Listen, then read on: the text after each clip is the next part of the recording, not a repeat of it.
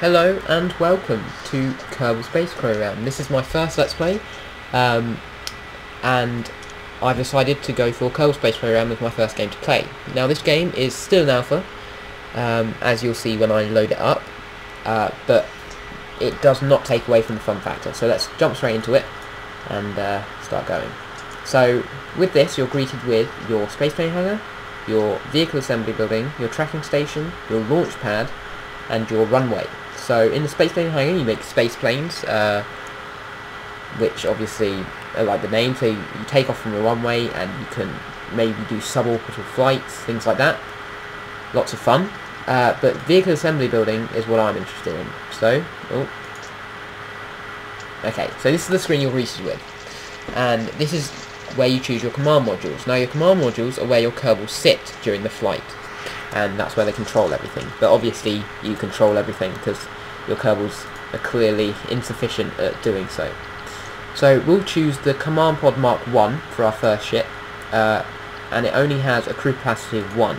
It's a good start, seeing as we're only just going to go for a launch, a successful launch today. So the first things first is we'll go for a parachute. So during re-entry, or if anything had to go wrong during this flight, the Kerbals will be safe and sound, and you'll be able to float back down to the ground. So you've attached that to the top, and the next thing to do is to add a decoupler. A decoupler is what separates the stages during flight.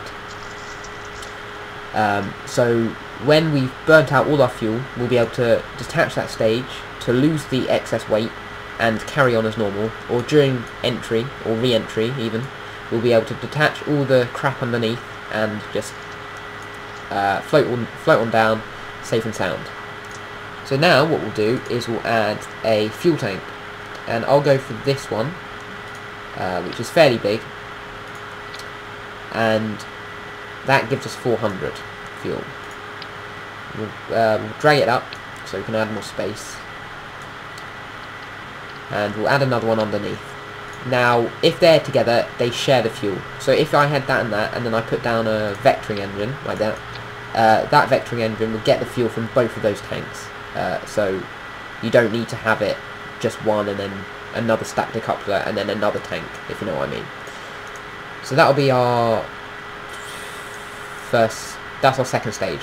As you can see on the right, got a 0 stage, which is that. Our stacked decoupler, which separates them, and then our second stage, which is our vectoring engine. So what we'll do, we'll add another stacked decoupler, another stage, and that will be another set of these tanks. We'll add 3 this time.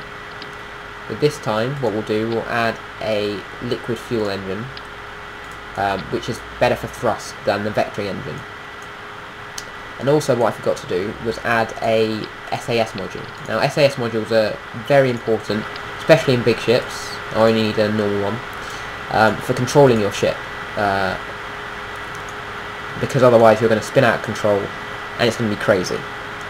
Now because I have a lot of weight on here, I'm going to want to add some more fuel. So what I'll do is I'll get some of these radial decouplers, and I'll change the symmetry, so I've got 3.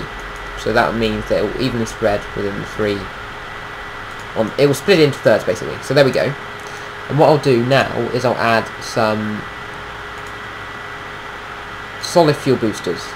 Now these can't be turned on and off, but they do provide a lot of thrust, a good thrust to weight ratio basically. So there we go, we've added them to the stacked decouplers, and there's our first rocket basically. But what I also want to add is some winglets for added control. So I'll add them, and we'll put them down here. So there we go. So the SAS module will be able to activate them and keep us stable during launch. So what should we do? We're doing this launch attempt 1. There we go, and we'll save it. And we need to change the stages on the right. So we want this engine here to fire at the same time as the solid fuel boosters, but we also want to be able to detach the fuel boosters before the main rocket is detached, so that seems to be good. So we'll launch. So here we are on the launch pad. We've got Jebediah Kerman in the cockpit. We'll put thrust to max. There we go. SAS on, and we'll launch. And we are going off at a bit of an angle. Not much of an issue, really. But we are going very fast, very quickly, straight out into outer space.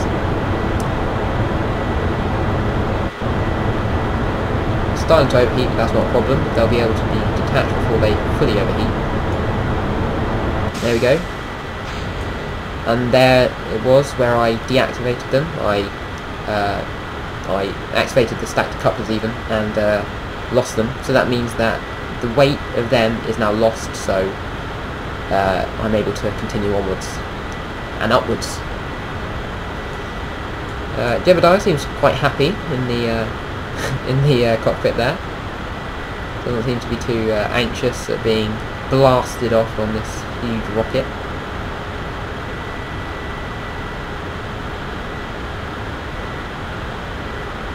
And we're at 270 meters per second. 208. We're gaining speed pretty fast. And let's see if we can get this thing into orbit. So we'll tilt it a little. There we go. I think we might just be able to get this into orbit. And I'll go into map view. And what you want to do is you want to make your apoapsis pretty big. So there we go. You can see it increasing. Oh, there we go. Okay, so what we want to do, tilt it a little. There we go. And now that has... Oh, there we go. Okay. We're now on our second stage. I got rid of them because that was just dragging me down because we ran out of fuel. And what I'll do now is I will try... Oh, it's a little sketchy. I will try and get the thing into orbit. I think you need to be going... Oh, actually, what we can do is we can lower down on the throttle until we get to the apoapsis. Until we get periapsis, I think it's called, on the other side of the Earth, or Kerbal, which is the name of the planet. So what you can do, I think... Oh no, we can't speed up time. So what I'll do is I'll cut this and return to you in a second. Hello again. We've now reached the apoapsis, and it's time to begin boosting again. So hopefully we can get this thing into orbit. Let's see how much fuel we have left, because that could be an issue. Okay, we're just about to lose the first fuel tank, so we have one fuel tank left. I don't know.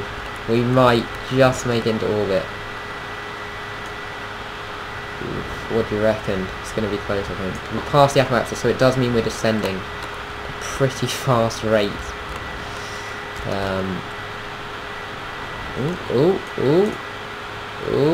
And we've achieved orbit. Look at that. First time flight, and we are in orbit.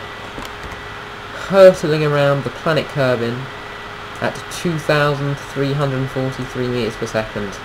And Jeb couldn't be happier. So guys, I've been Peter, and this has been my first Let's Play of Kerbal. Please leave a like and hopefully subscribe, and be sure to tune in for more videos.